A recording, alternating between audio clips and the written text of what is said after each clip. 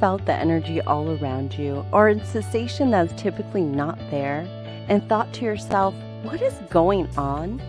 Well, lucky for you, in this show, Master Your Energy, we're going to dive deep and explore the energy going around in the cosmos and how it might be impacting us here on Earth. And also, each episode, you'll gain new tools, perspectives, and ways to connect deeper and deeper with your own energy. And of course, I'm your host, Sarah Wong. After 15 years in being in a corporate environment, I decided to dive deeper into my own energy. And over the last 10 years, I've studied things including emotional intelligence, quantum physics.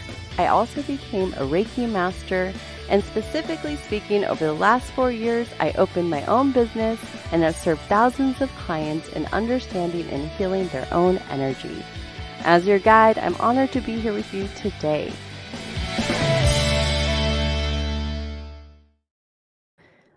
Welcome. We are in a huge week of shift and transition. So if you're feeling like you need a little rest or maybe super thirsty, there's actually reasons for that. So this week, I'm going to dive into the energy all around us and how we can leverage it for our highest good. And it is definitely a week of receiving energy from our higher self.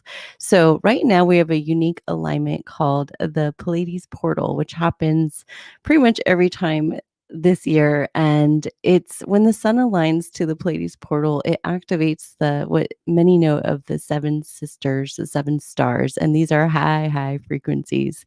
So if you look at the space weather, which yes, you can Google space weather and you'll get a lot of analysis and reports and ways to read the energy all around Earth.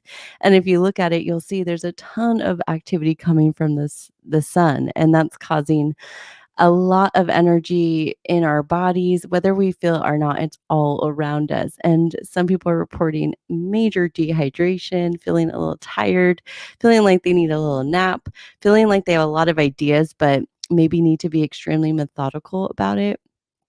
So we have that going on. And by the way, that is from the 16th to the 24th. So we just got started with this portal energy, the Pleiades portal, and it peaks on Thursday, Friday of this week. So it's about 7 days and it will start to increase even more. So it's a great time to take extra time out for yourself.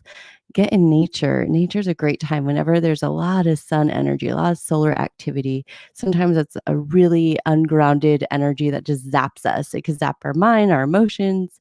So really a time to find balance. And no mistake, because I'm telling you, Thursday, Friday is going to be very interesting because also we have Taurus moving into Gemini. So we have the energy of Earth moving into air. And I like to say it's like a plane taking off, right? We got to find that balance. We're reaching new heights, new awareness, new perspectives, new views, new insights. And we're not really sure, where we're headed, although most times on an airplane, we know exactly where we're headed. However, we, might be unfamiliar with the views we see beneath us or above us or, even within view. So it's important to just be open to whatever wants to reveal itself during this time and find your balance and really be open to those perspectives that are really wanting all of us in new and different ways across the board to elevate specific areas in our life. Some, it might be one specific area or relationship or, job, and others, it might be many. So everyone's different. We're all on, different journeys. And I think the more we can honor that and really just relate to ourselves and each other, the more we can find new ways to navigate forward. So not only that, but we have Jupiter that just moved into Pisces, and that will happen until the end of July. And with Jupiter is the biggest planet in our universe. So Jupiter is also known as a vibration and the planet of light, of knowledge, of expansion, of growth, of new opportunities. So if you kind of look at the energy going on, it's really expansion energy and asking us to maybe explore things in a different way. And maybe we're even given so much perspectives because we've been, in a situation we'd never been in before. And so now we're processing, how do I move forward? What feels comfortable? What's my truth? And how do I want to express that truth and what feels the most available? So, this is a time that the energy all around us is really asking us to focus in on our dreams, our visions, but not only that, Pisces is connected to the conscious collective. So if Jupiter is in Pisces, this is asking us to also find new ways and solutions to move forward in the collective. And so there's going to be a lot of differences working themselves out. And it doesn't necessarily mean it has to be a negative thing. I think it's more of an opportunity for all of us to ask, where's my energy wanting to be, needing to be, and knowing it's going to be probably necessary, whether that's with your family or individuals. So, this is really a time to not try to be everywhere, because sometimes we want to be, and we want to see change. We want to stand up and speak our truth, and sometimes it's necessary and sometimes it's not, and only you will know exactly what's available for you. So this is a time where you want to find that balance, because sometimes when we take off, it's seeing a new perspective. It's almost like I see everything, right, and I know everything, and this just makes sense. And yes, I'm sure that there's so much there that is needing to be shared, needing to be created with. And you can give yourself time to reflect on what that is exactly for you. So, this week is a big week of rebirth and integration and exploring what feels good each and every day. And if you've tuned into this show before, you know me. This is the show of just exploring, different perspectives based on the energy all around us. Take what resonates, leave whatever doesn't, or let it marinate and see what pops up during the week. So for the next 7 days, this energy is really leading us forward. And next week is, a whole other turn of events. So if you want to continue to dive in, tune in every Tuesday. You can find me here on KCAA Radio and on YouTube Live on the Energy House YouTube Live channel. So, with that, after this short little break, I'm going to bring on someone who not only has an amazing relationship with her higher self, but has also supported me in integrating my higher self and applying new energies and frequencies to explore my emotions, my feelings, and really move my life forward in many different ways. So, I'm so excited to share this guest with you today. So, right after this short break, I'll be back. If you're just tuning in to KCAA Radio, the station that leaves no listener behind, or streaming live on the Energy House YouTube channel, this is Sarah Wong, host of Master Your Energy. And this week's episode is all about exploring balance within the heart and mind, and really finding a new way to express our authentic truth. So this week's guest is no stranger to energy and working with her higher self. Alexandra Michelle is a spiritual teacher and transmitter whose work is based on the values of awakening and liberation. During her sessions and classes, Alexandra transmits raw Kundalini to awaken your own internal energy and initiate spiritual emergence. She's a mentor, healer, published author, Reiki master teacher, and accredited CAP facilitator. So let's explore what's truly required to activate that inner power to create a deeper relationship with our heart and mind. Let's dive in. Welcome to the show, Alexandra. Thank you so much. Yes, so it's so nice to have you here. What a transformative week to have you on the show, and knowing specifically your background, I would love for you to share your journey of how you really connected to all the modalities that you now incorporate in your teachings and your healings and in the content you continuously create. Yes. Okay. Well, when you were making the introduction and getting started, you mentioned balancing the heart and the mind Mhm. and integrating the higher self. And so, in all honesty, I have to say that um, my journey to get where I am now started with an awakening that was not pretty. It really started with the dark night of the soul. And I think that my heart, my emotions had been really, really loud for a long time. And my mind was working really hard to keep me out of touch with that reality. So at a certain point, the balance got way out of whack, and I was awoken to my deeper nature, to my emotional nature, to the multidimensionality of everything that made me a human being. And I also simultaneously woke up to this loving force that could only be described as God, the love of the universe. Yeah. Well, before we jump into that, because Yeah, that's amazing. And I do want to get there. yeah, yeah. However, I think it's important to talk about the dark night of the soul because I know a lot of people reference this. And so for those who are familiar or maybe need a reminder, and before you jump in, I do want to say just go a little closer to your mic so we can hear you. Thank you so much. Yeah. Definitely. So, the Dark Night of the Soul, it was Saint John of the Cross who was, I think, around the Middle Ages, a saint and a mystic. And through his suffering, he awoke to his liberation.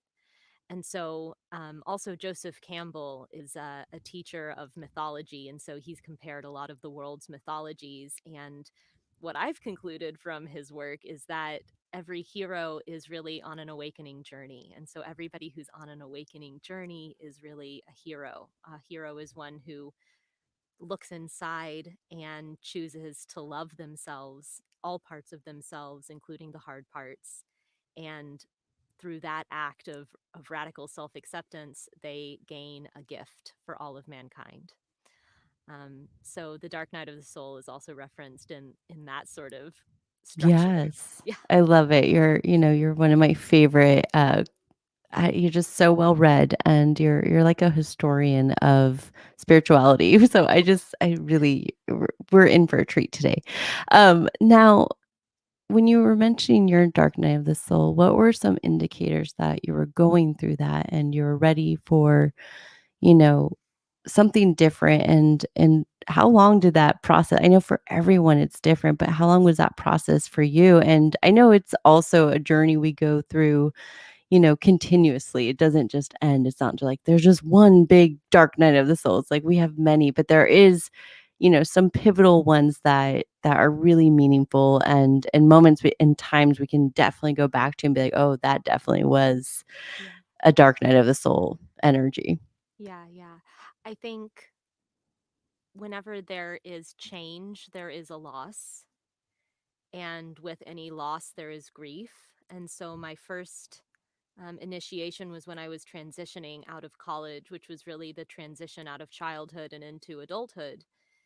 And for whatever reason, I felt utterly unprepared, and I was faced with an identity crisis.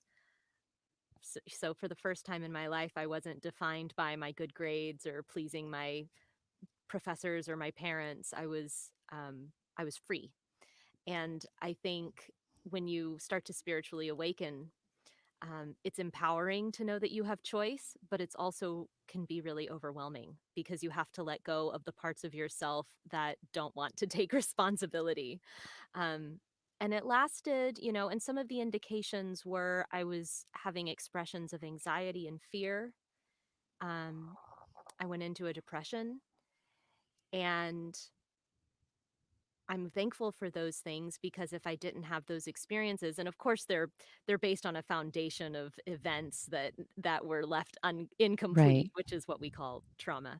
But I'm so grateful for those experiences because if I had not had those experiences, then I would have never learned to heal myself or explored myself with a capital S outside of all of the identities. What was that moment when you were ready to move forward? Mm, I don't And I'm know. sure there was many, but what was, one that comes Yeah. to mind? Well, um, there was a very pivotal moment where I realized that the reason I was so scared is because I was free. That was pivotal. I also received Reiki healing for the first time in my life. Mhm. The first time I ever received that energy work, I actually I actually passed out. I actually went into a state of awareness that I had never experienced before, that was discontinuous with my normal five senses, Right. and I knew that there was something more experientially. Yeah, definitely. Reiki is, such a powerful energy. I had one of my Reiki masters on the show a few weeks ago who owns a nonprofit that gives back to local hospitals and facilitates Reiki for cancer patients. Mhm. So, if you want to learn more about Reiki, go ahead and check out that replay. It was about 2 weeks ago. And, Reiki is amazing universal energy that supports us in replenishing our energy and, to your point, reaching, higher levels of consciousness, expanding our senses and awakening some of those levels that are ready to, based on the work we've done and really everything we've been integrating. So sometimes when you get a session, it could be really intense because what you mentioned was a lot of healing work. So that energy was ready to be released. So I can only imagine why that was so available for you as well. Mhm. So after that, what was the process for you to start stepping into your gifts and trusting and exploring them to where you're at today? Yeah, great question. I think this actually happens with a lot of people, where they receive a spiritual healing, of some kind, and there's a deep recognition of, oh, this is what I want to do. This is one of the most meaningful things I have ever experienced. One of the most transformative, one of the most helpful. And so you immediately go, oh, I want to learn, which is exactly what happened to me. And Yeah. yeah, and so I so I, and I read a lot also. So Yes. I started educating myself in that way. I started meditating, and what's really amazing is all of these movements are sort of spontaneous.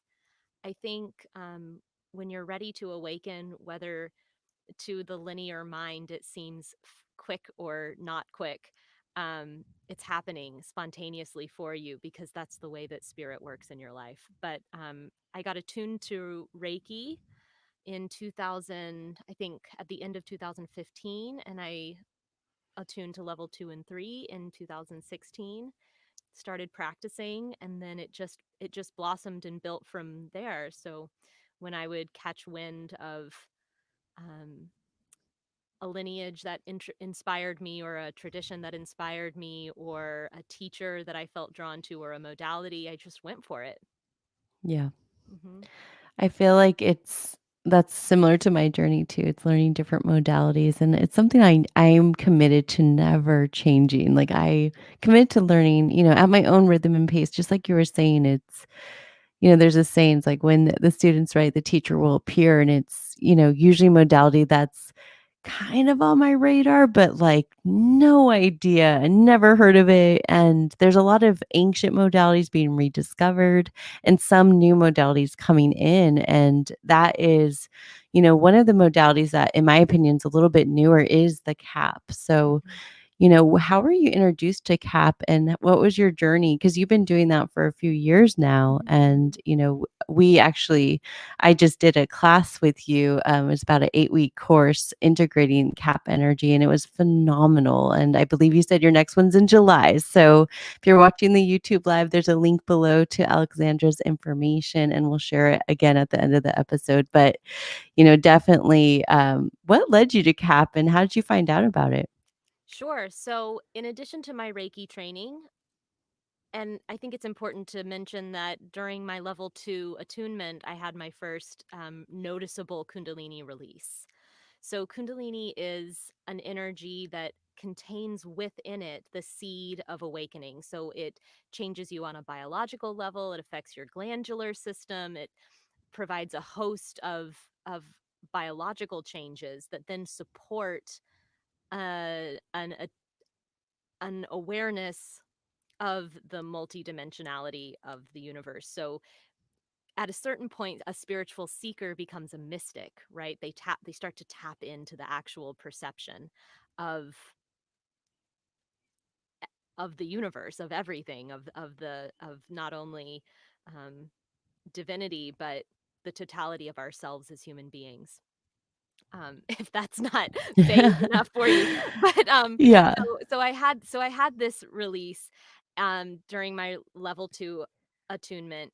Simultaneously, I was studying formally with a lineage holder that transmits light. So we would do an open eye transmission. So I was studying very deeply with two teachers that facilitated that practice, and so I was practicing really deeply. So at this point, I had completely committed to my own spiritual growth, Yes. essentially, um, and to this day, if I can become quote unquote enlightened, that's what I'm interested in. Um, and who knows what that actually means, Right.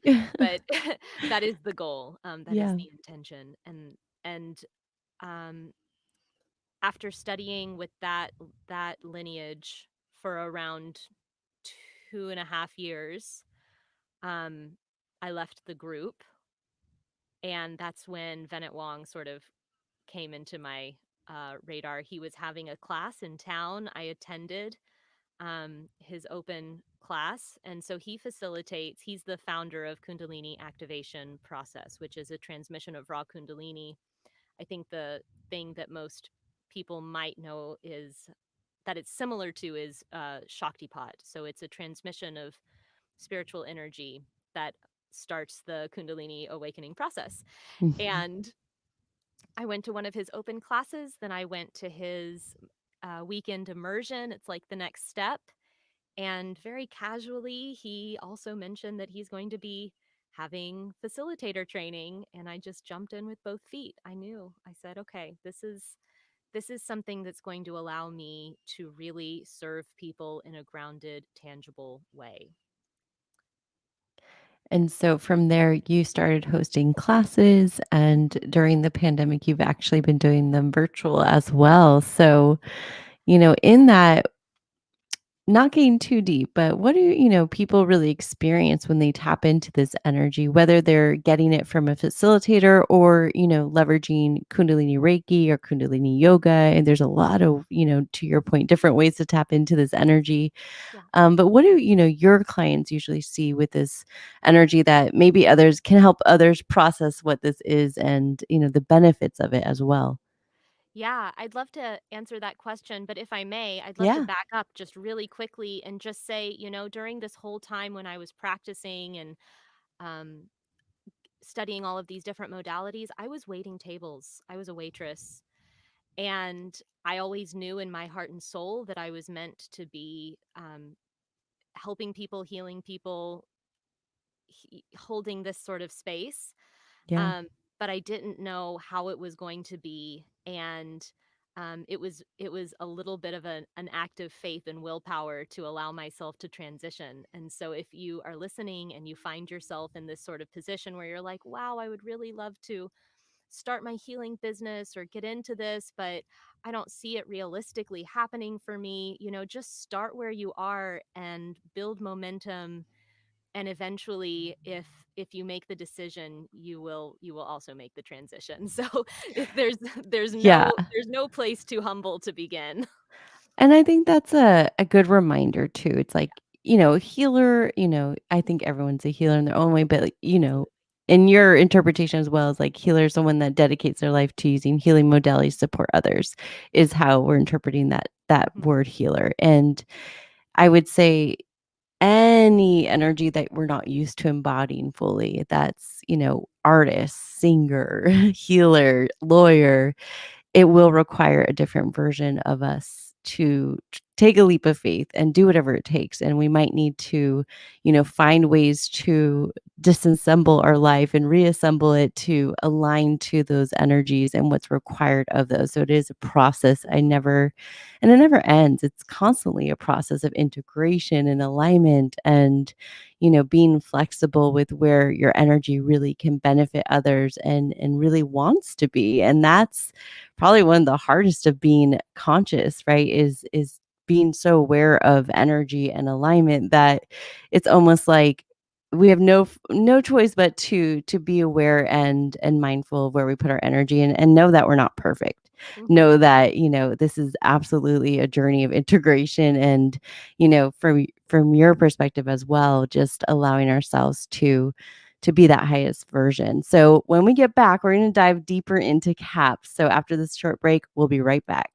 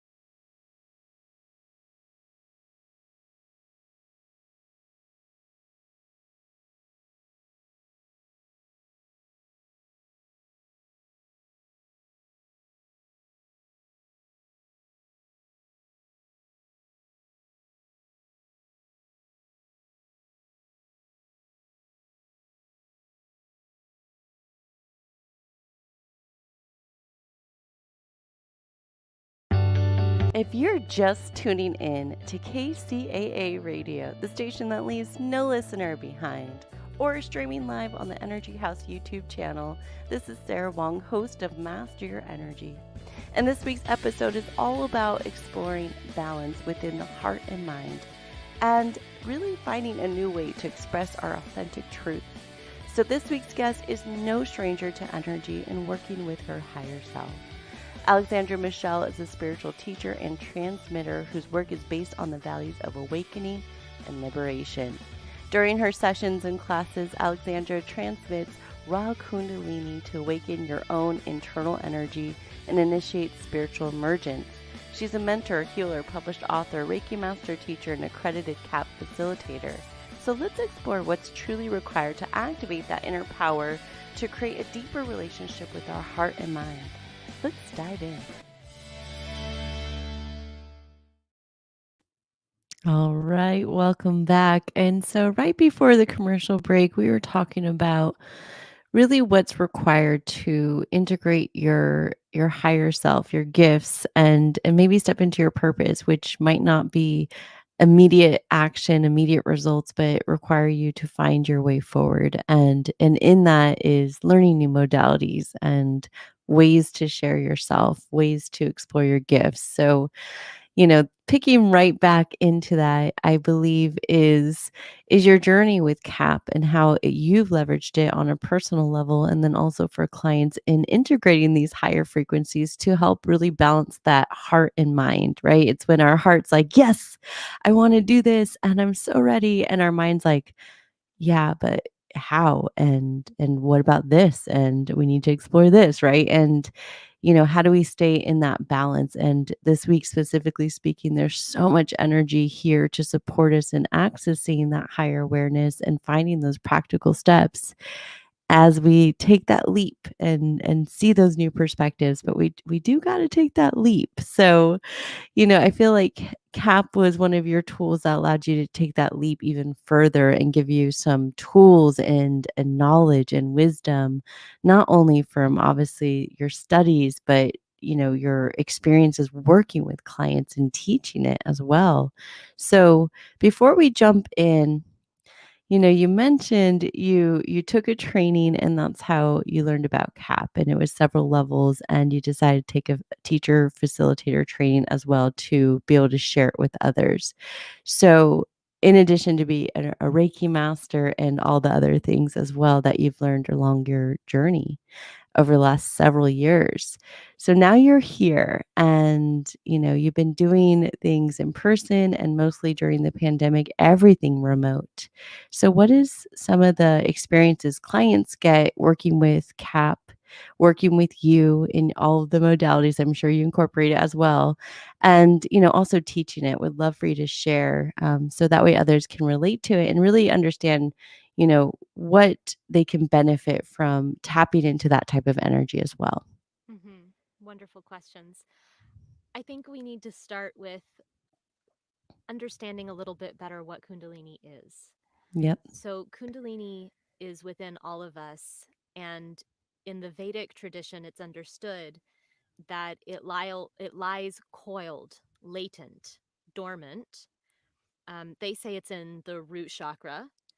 And when it becomes active, it starts to not only rise up the spine, up the central channel, and it pierces along its ascent each and every chakra, which energizes them, opens them, but it also purifies them. So when we talk about energy healing, we're really referring to the stagnation or the blocks or the crystallization or the compaction of energies in our field. And each of those places that are compacted are the places inside of us that feel wounded, unworthy, restricted, unsure, full of doubts, fearful, and it can be passed down from our ancestry. We were taught these things as children by our caregivers, and it can be thought of as samskaras, which is a Sanskrit word which refers to multi lifetime impressions. So, not only does Kundalini start to flow along the central channel, permeating the main chakras that we all know about, but it flows throughout our entire meridian system. And so we don't just have 7 chakras, we have hundreds and hundreds of chakras. And we Yes. don't just have the meridian system that the traditional Chinese medicine people know about, but we have a meridian system that is infinite. And so Kundalini starts to flow and clear and lubricate and purify all of these places, all of these blocks, all of these places that are stagnating. And so what happens as a result is we feel more free. We just feel more empowered. So there's this connection between heart and higher self. And because our fear structures are being fluidified and recalibrated, um, then we're able to take inspired action more automatically. So I know this might sound silly and simple, but when I was first taking my training, I was still waiting tables, and so I was not the hostess. I didn't understand. I had never been trained on the hosting software, but I came back into work after my training, and I took the phone call, and they wanted to make a reservation. So in the past, I would have been intimidated and been like, "Can I put you on hold? Let me go get the hostess. I don't know how to work it." But after my training with Cap, I said, "Oh, I can just figure it out." And I just figured it out intuitively. So that might sound so minuscule, that might sound so small and simple, but it's those little feelings of, oh, I'm capable, oh, I don't have to second guess myself, oh, actually this isn't as hard as I think it is, let me just do it, and if I fail, it's okay. Right. um Really activating this energy translates in a practical way to that sort of increase in our personal capabilities. Yes. Yeah. And I love that because, that is a very detailed explanation of the energy. And, in the most simplest way is also thinking of light energy. And light energy, the more we become lighter energies and less dense in our bodies through the food we eat, how we take care of ourselves, how we nurture our mind, how we nurture those emotions, it does allow us to process and expand our mind and Yeah. give us a permission not to react or fix or change or whatever the old programming is or pattern is. So we work with this energy consciously and unconsciously all the time. And so there are so many different belief systems and heritage, and I would say just energy we know passed down from different traditions. And some of those systems might deeply resonate with some people, and they've found great success. I know I have, specifically working with the Chinese meridian system, seen amazing results. However, every energy is different, right? And so some require, an expansion upon that, and some are more simplified. So if you're listening, you're tuning, you're like, wow, I don't even know what that means. You do, you really do. It's just when you gain that wisdom, or just like you said, the most simplistic way is when you move past that old fear or story you would tell yourself of like, oh, that's not my job. I don't want to interfere with someone else's job or mess anything up. And, Mhm. that could have, instead, you're just like, oh, I don't need to, I can do this, and just jump in. So, it's as simple as that. So I think that's a good reminder that it could be very expansive, and wow, it is. And also it's very simple. Yes, and thank you for translating. Oh, yes, I love it. And I think the more we hear in different ways, the more unlocks. So it's all so beautiful, and so great to hear it really spelled out and given so much breath, given because it deserves that. It really does. It's, especially working with Cap personally, it's opened my abilities more. It's supported me in reaching, and it is modality I use and choose when I use it, because it supports me for a lot of integration and time where I can be off the grid for a while and in my own energy and space, or right before I go to bed. So wherever I have a good 8-hour window of my own energy is when I like to use and cultivate that tool. So so working with clients, it helps open them up and allow them to reach these new levels of moving past fears and maybe giving themselves permission to try, new ways or explore a whole new modality or a whole new profession or maybe even move to a different part of the world. What else have you seen, especially during this pandemic, working with clients remotely, tapping into this energy and integrating it into their lives? Great question. Another thing that I see really regularly is people are more reliably able to regulate their emotions. So there is an opportunity for emotional catharsis that is a big part of this transmission. It sort of shakes out what we've been holding on to for a long time. And in the container of receiving this, it's safe to express those emotions, and the emotions move up and out really easily. So you might, most of the time, people are like laughing, hysterical laughter. But there can also be purging of grief or anxiety, fear, or anger, and you just sort of scream, and then it's complete. And people also report being more able to access their emotions. So, whereas in the past they would bottle everything up, now it flows easily. And of course, that translates to just being more in touch with yourself. Um, and so that's a really beautiful thing. Yes. One thing I love about that description is the feeling. I think right now is a good time to allow ourselves to feel. And for the last year, we've been in a lot of unknown, and we still are. We're still in a very polarized space, and there's a lot going on in this world. There's a lot going on in the universe. We were just talking right before this at Jupiter and Pisces.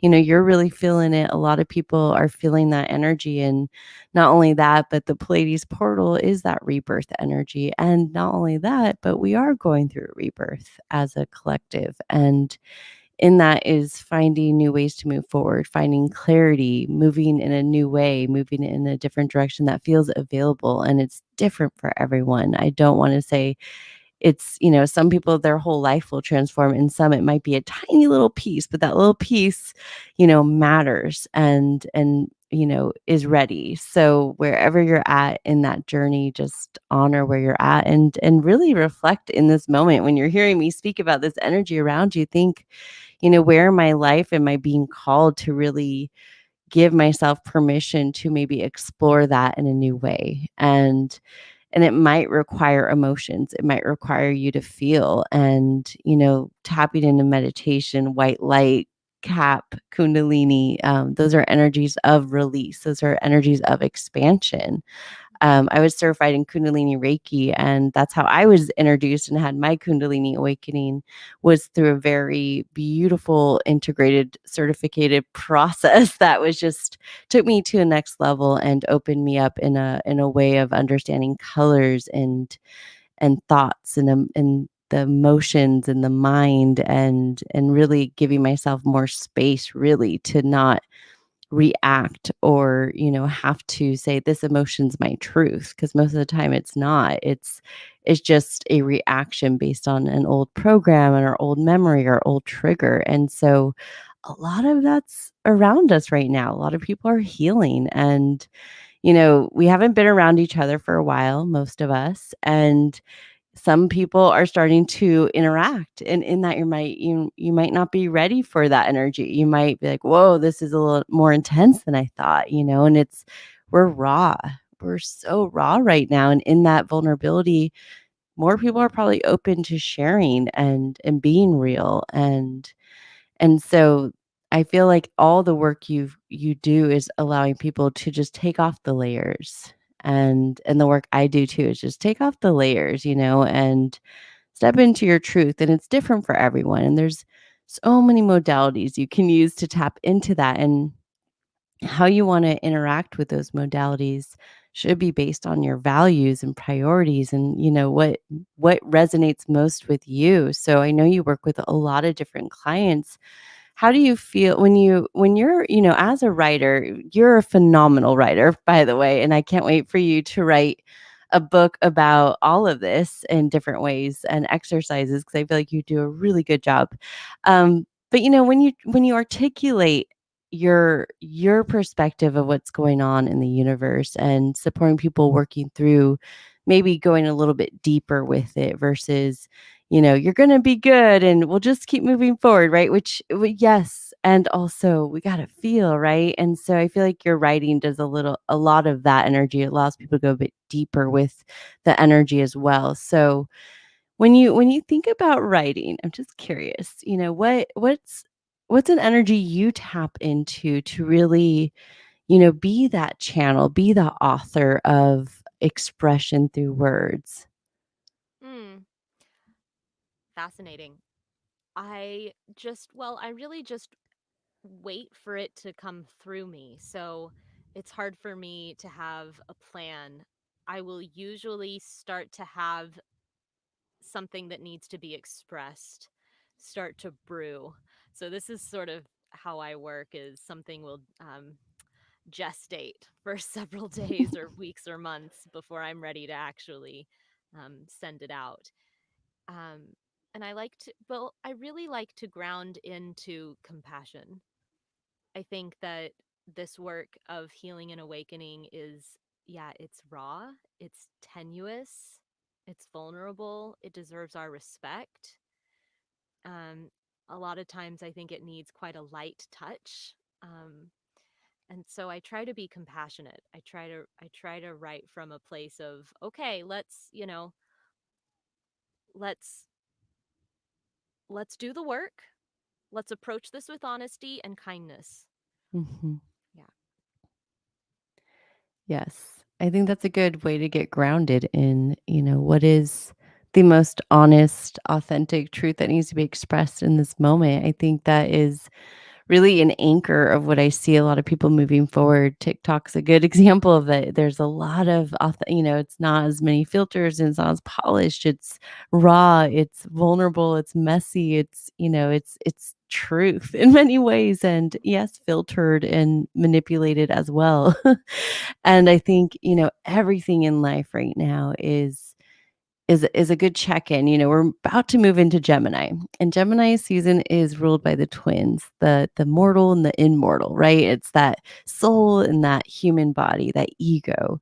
And both matter. Both are a part of this journey in many different ways. And as we move into this duality and really mastering that mind and allowing us to find balance and clarity within that, what is one good tool you use to support yourself in moving forward in times of polarity, times where your ego and your soul are just, really contemplating and exploring things that maybe are holding you back? How do what's a tool to help you break through that energy and allow your soul, your heart to lead the way?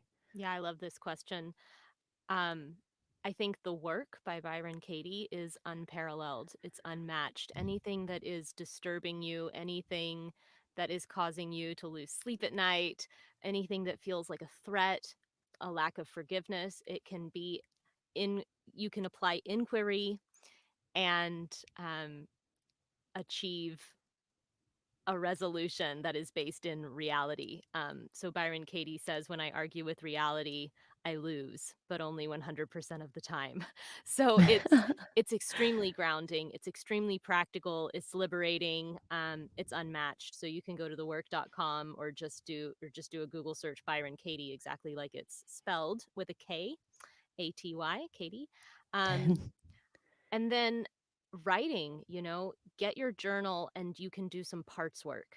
So, parts work is very simply this idea that we are not just one cohesive being.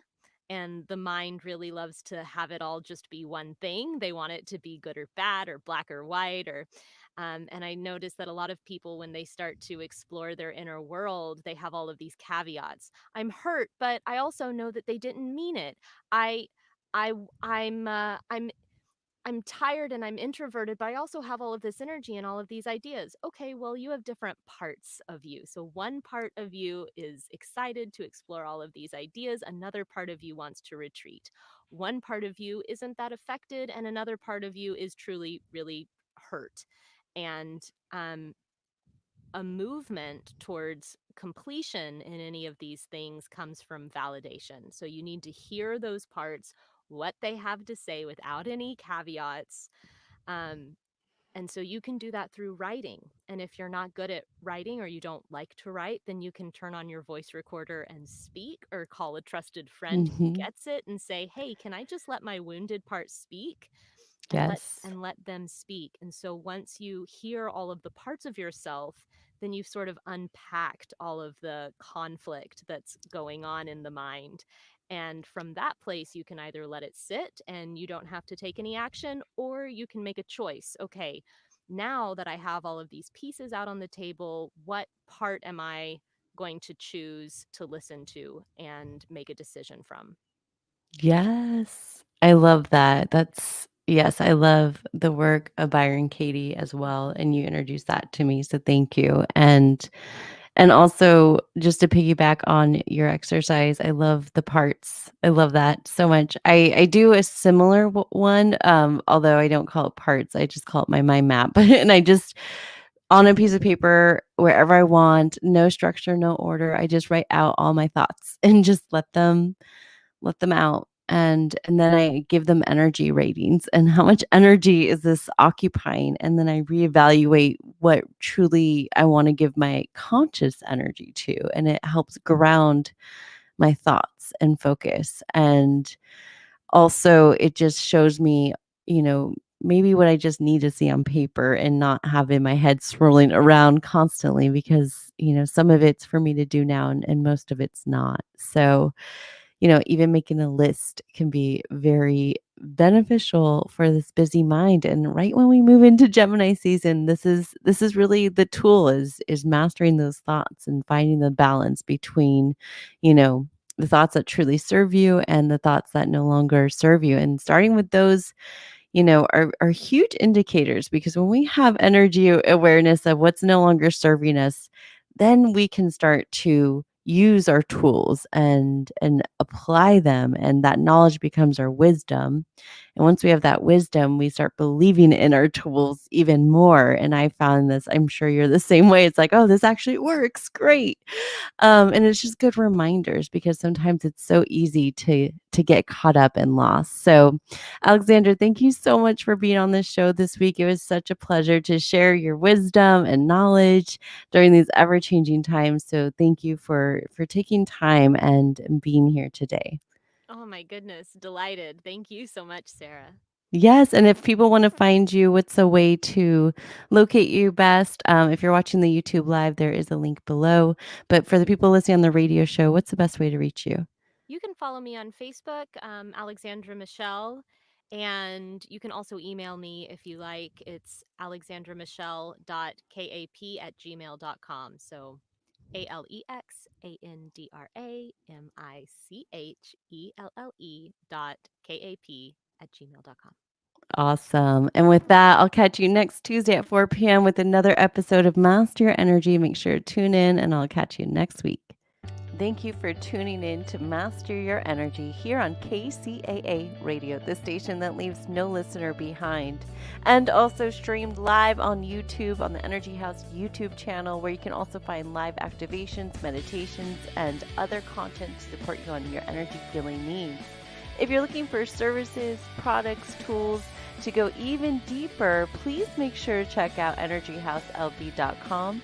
That's ENERGYHAUSLB.com.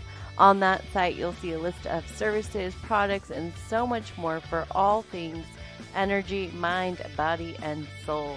With that, have a powerful week, and I'll see you next Tuesday at 4 p.m. on KCAA Radio and YouTube Live.